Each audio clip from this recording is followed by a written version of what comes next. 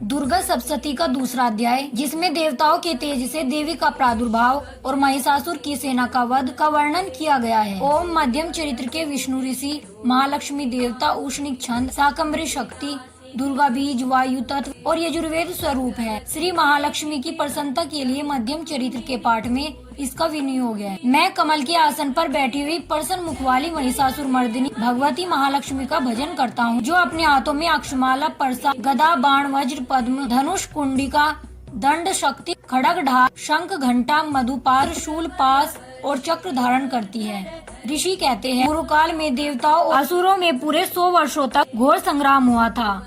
उसमें असुरों का स्वामी महिषासुर था और देवताओं के नायक इंद्र थे। उस युद्ध में देवताओं की सेना महाबली असुरों से परास्त हो गई। संपूर्ण देवताओं को जीतकर महिषासुर इंद्र बन बैठा। तब पराजित देवता प्रजापति ब्रह्मा जी को आगे करके उस स्थान पर गए जहां भगवान शंकर और विष्णु विराजमान थे। देवताओं ने महिषासुर के पराक्रम तथा अपनी पराजय का यथावत वृत्तांत उन दोनों देवेश्वरों से विस्तार पूर्वक कह सुनाया।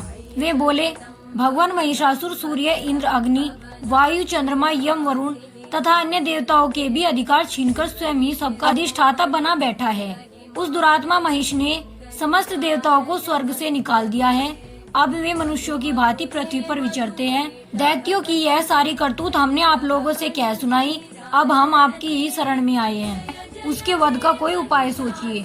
इस प्रकार देवताओं के वचन सुनकर भगवान विष्णु और शिव ने दैत्यों पर बड़ा क्रोध किया।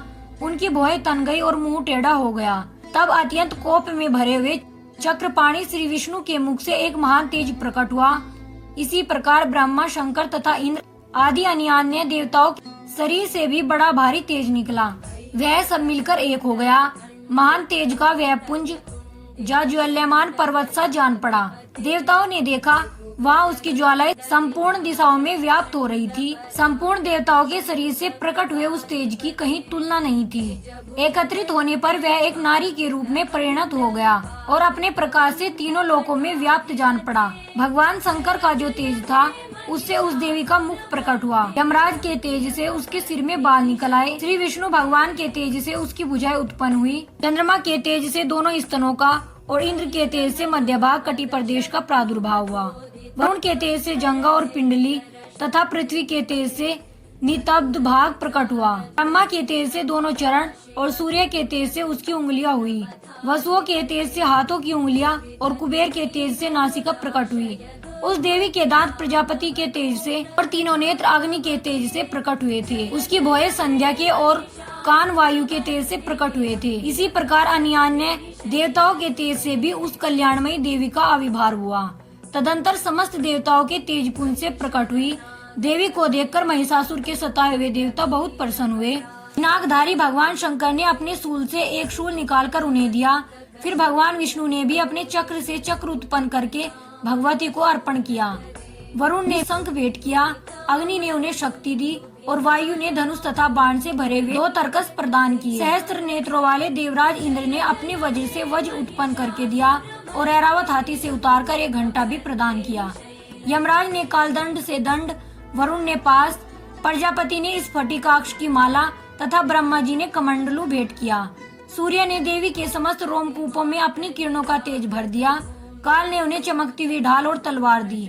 क्षीर समुद्र ने उज्ज्वल हार तथा कभी जीर्ण न होने वाले 2 दिव्य वस्त्र भेंट किए। साथ ही उन्होंने दिव्य चूड़ामणि, 2 कुंडल, कड़े, उज्ज्वल अर्धचंद्र, सब बाहुओं के लिए केयूर, दोनों चरणों के लिए निर्मल नूपुर, गले की सुंदर हसली और सब अंगुलियों में पहनने के लिए रत्नों की बनी अंगूठियां भी दी। विश्वकर्मा ने उन्हें अत्यंत निर्मल परसा भेंट किया। साथ ही अनेक प्रकार के अस्त्र और अभेद्य कवच दिए। इसके सिवा मस्तक और वक्ष स्थल पर धारण करने के लिए कभी न कुम्हलाने वाले कमलों की मालाएं दी। जल्दी ने उन्हें सुंदर कमल का फूल भेंट किया। हिमालय ने सवारी के लिए सिंह तथा भांति भांति के रत्न समर्पित किए। धनाध्यक्ष कुबेर ने मधु से भरा पान पात्र दिया तथा संपूर्ण नागों के राजा शेष ने, जो इस पृथ्वी को धारण करते हैं, उन्हें बहुमूल्य मणियों से विभूषित नागहार भेंट दिया। इसी प्रकार अन्य देवताओं ने भी आभूषण और अस्त्र शस्त्र देकर देवी का सम्मान किया। तत्पश्चात उन्होंने बारंबार अट्टहास पूर्वक उच्च स्वर से गर्जना की। उनके भयंकर नाद से संपूर्ण आकाश गूंज उठा। देवी का वह अत्यंत उच्च स्वर से किया हुआ सिंहनाद कहीं समा न सका। आकाश उसके सामने लघु प्रतीत होने लगा उससे बड़े जोर की प्रतिध्वनि हुई, जिससे संपूर्ण विश्व में हलचल मच गई और समुद्र कांप उठे। पृथ्वी डोलने लगी और समस्त पर्वत हिलने लगे। उस समय देवताओं ने अत्यंत प्रसन्नता के साथ सिंह वाहिनी भवानी से कहा, देवी तुम्हारी जय हो। साथ ही महर्षियों ने भक्ति भाव से विनम्र होकर उनका स्तवन किया। संपूर्ण त्रिलोकी को शोकग्रस्त देख दैत्यगण अपनी समस्त सेना को कवच आदि से सुसज्जित कर हाथों में हथियार ले सहसा उठकर खड़े हो गए। उस समय महिषासुर ने बड़े क्रोध में आकर कहा, यह क्या हो रहा है? फिर वह संपूर्ण असुरों से घिरकर उस सिंहनाद की ओर लक्ष्य करके दौड़ा और आगे पहुंचकर उसने देवी को देखा, जो अपनी प्रभा से तीनों लोकों को प्रकाशित कर रही थी। उनके चरणों के भार से पृथ्वी दबी जा रही थी। माथे के मुकुट से आकाश में रेखा सी खींच रही तथा वे अपने धनुष की टंकार से सातों पातालों को अक्षुब्ध किए देती थी। देवी अपनी हजारों भुजाओं से संपूर्ण दिशाओं को आच्छादित करके खड़ी थी। तदंतर उनके साथ दैत्यों का युद्ध छिड़ गया। नाना प्रकार के अस्त्र शस्त्रों के प्रहार से संपूर्ण दिशाएं उद्यासित होने लगी। चिक्षु नामक महान असुर महिषासुर का सेनानायक था। वह देवी के साथ युद्ध करने लगा। अन्य दैत्यों की चतुरंगनी सेना साथ लेकर चामर भी लड़ने लगा। 60,000 रथियों के साथ आकर उदग्र नामक महादैत्य ने लोहा लिया। 1 करोड़ रथियों को साथ लेकर महाहनु नामक दैत्य युद्ध करने लगा, जिसके रोए तलवार के समान तीखे थे। वह असिलोमा नामक 5 करोड़ रथी सैनिकों सहित युद्ध में आ डटा। 60 लाख रथियों से घिरा हुआ बाष्कल नामक दैत्य भी उस युद्ध भूमि में लड़ने लगा। परिवारित नामक राक्षस हाथी सवार और घुड़सवारों के अनेक दलों तथा 1 करोड़ रथियों की सेना लेकर युद्ध करने लगा। बिडाल नामक दैत्य 5 अरब रथियों से घिरकर लोहा लेने लगा। इनके अतिरिक्त और भी हजारों महादैत्य रथ, हाथी और घोड़ों की सेना साथ लेकर वहां देवी के साथ युद्ध करने लगे। स्वयं महिषासुर उस रणभूमि में कोटि कोटि सहस्त्र रथ, हाथी और घोड़ों की सेना से घिरा हुआ था। वे दैत्य देवी के साथ तोमर, भिंदीपाल, शक्ति, मूसल, खड़ग, परशु और पट्टिस आदि अस्त्र शस्त्रों का प्रहार करते हुए युद्ध कर रहे थे। कुछ दैत्यों ने उन पर शक्ति का प्रहार किया, कुछ लोगों ने पास फेंके तथा कुछ दूसरे दैत्यों ने खड़ग प्रहार करके देवी को मार डालने का उद्योग किया। देवी ने भी क्रोध में भरकर खेल खेल में ही अपने अस्त्र शस्त्रों की वर्षा करके दैत्यों के वे समस्त अस्त्र शस्त्र काट डाले। उनके मुख पर परिश्रम या थकावट का रंच मात्र भी चिन्ह नहीं था। देवता और ऋषि उनकी स्तुति करते थे और वे भगवती परमेश्वर दैत्यों के शरीरों पर अस्त्र शस्त्रों की वर्षा करती रही। देवी का वाहन सिंह भी क्रोध में भरकर गर्दन के बालों को हिलाता हुआ असुरों की सेना में इस प्रकार विचरने लगा, मानो वनों में दावानल फैल रहा हो। रणभूमि में दैत्यों के साथ युद्ध करती हुई अंबिका देवी ने जितने निश्वास छोड़े, वे सभी तत्काल सैकड़ों हजारों गणों के रूप में प्रकट हो गए और परशु, भिंदीपाल, खड़ग तथा पट्टिस आदि अस्त्रों द्वारा असुरों का सामना करने लगे। देवी की शक्ति से बड़े हुए वे गण असुरों का नाश करते हुए नगाड़ा और शंख आदि बाजे बजाने लगे। उस संग्राम महोत्सव में कितने ही गण मृदंग बजा रहे थे। तदंतर देवी ने त्रिशूल से, गदा से, शक्ति की वर्षा से और खड़ग आदि से सैकड़ों महादैत्यों का संहार कर डाला। कितनों को घंटे के भयंकर नाद से मूर्छित करके मार गिराया। बहुतेरे दैत्यों को पास से बांधकर धरती पर घसीटा। कितने ही दैत्य उनकी तीखी तलवार की मार से 2-2 टुकड़े हो गए। कितने ही गदा की चोट से घायल हो धरती पर सो गए। कितने ही मूसल की मार से अत्यंत आहत होकर रक्त वमन करने लगे। कुछ दैत्य सूल से छाती फट जाने के कारण पृथ्वी पर ढेर हो गए। उस रणांगण में बाण समूहों की वृष्टि से कितने ही असुरों की कमर टूट गई। बाज की तरह झपटने वाले देवी पीड़क दैत्यगण अपने प्राणों से हाथ धोने लगे। किन्हीं की बाहें छिन्न भिन्न हो गई, कितनों की गर्दन कट गई।